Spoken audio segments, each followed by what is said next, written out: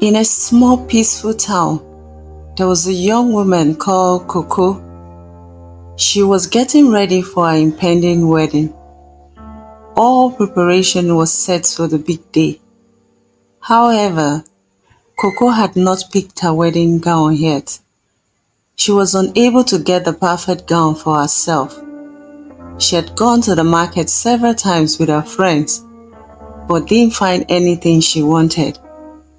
Her mother has also offered to go with her, but still, she didn't like any of the gowns they saw. And even her fiancé went with her to the market, but she dismissed each gown they saw. She said the gowns were not beautiful enough for her. The wedding day was fast approaching, and her fiancé was getting worried. Few days prior to the wedding, Koko went alone to the market. Amidst the brilliant color of the bustling marketplace and the aroma of freshly ground spice fills the air.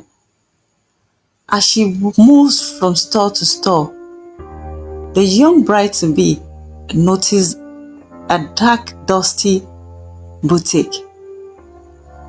A stunning bridal dress gleams on a mannequin inside the store. A magnificent wedding dress, its beauty unlike anything Koko had ever seen. The boutique owner, an elderly woman, stepped forward and told her the gown was not for sale. But Koko refused to let go of the gown. She insisted on getting the wedding gown no matter its cost. She imagined herself wearing it and being the most beautiful bride anyone would ever see on that day. Yet, despite the elderly woman's words, Koko felt an irresistible pull towards the gown, and she buys it. At home, the excitement of trying on the dress took over. Koko stands before a large mirror, zipping up the dress, admiring how it molds on her. But as soon as she fastens it, the room warmth fades, and her reflection begins to swap. Her smile vanishes, and her eyes turn cold, almost lifeless. Startled, she shakes off the unsettling feeling, telling herself it was just the wedding jitters, but a shadow of that lingers.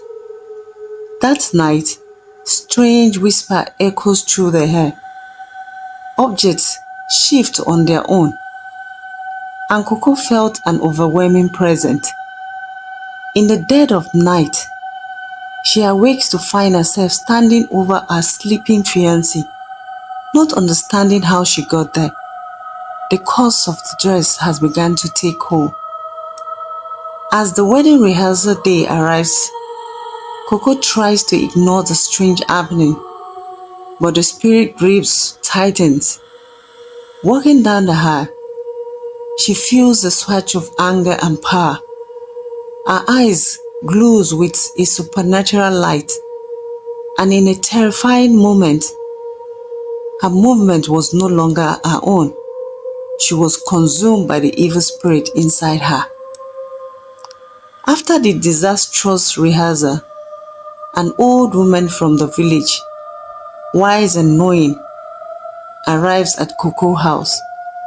She has heard of the drown and understands the dark history behind it.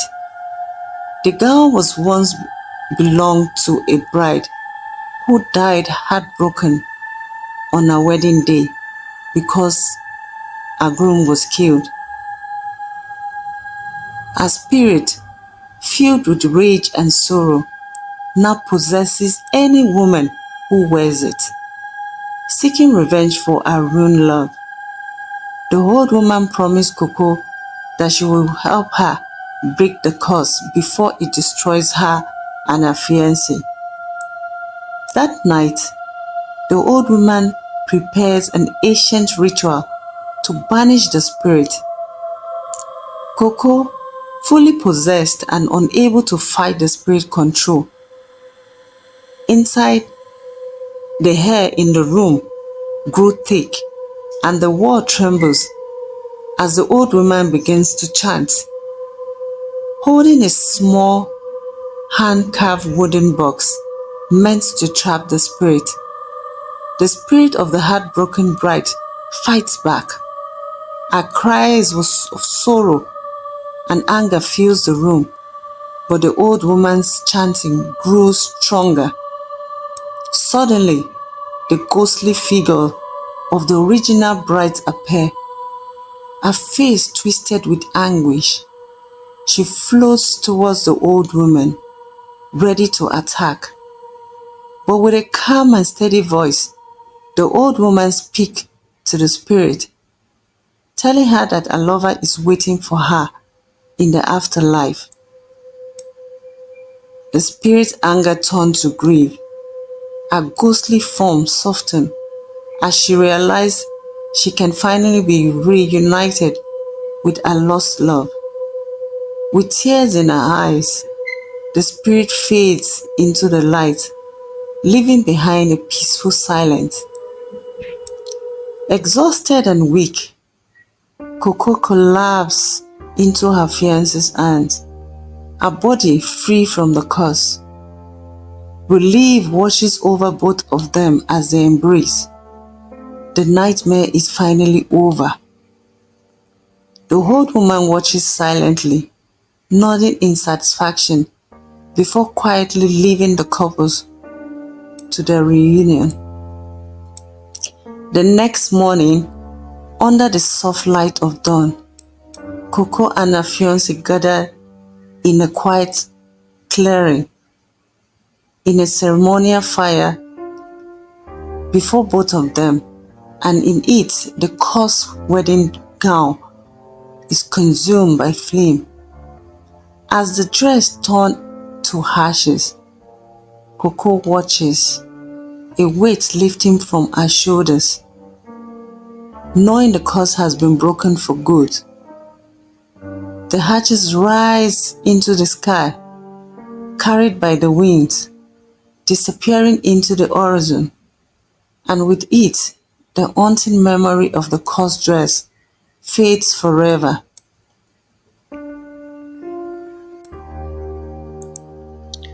At last, Koko and her fiancé are free to begin their lives together, unburdened by the dark past that once threatened to tear them apart. The moral lesson of the story is about the danger of vanity and the importance of humility. Koko's obsession with finding the perfect wedding gown, driven by her desire to be the most beautiful bride, leads her to make impulsive decisions, ignoring warnings. This selfish pursuit of beauty blinds her to the deeper, most important aspect of her wedding and relationship. In the end, Koko learns that external beauty and material perfections are brief, while love, humility, and a spiritual peace are what truly matters. Thank you for watching. Please like, share, and subscribe to my channel.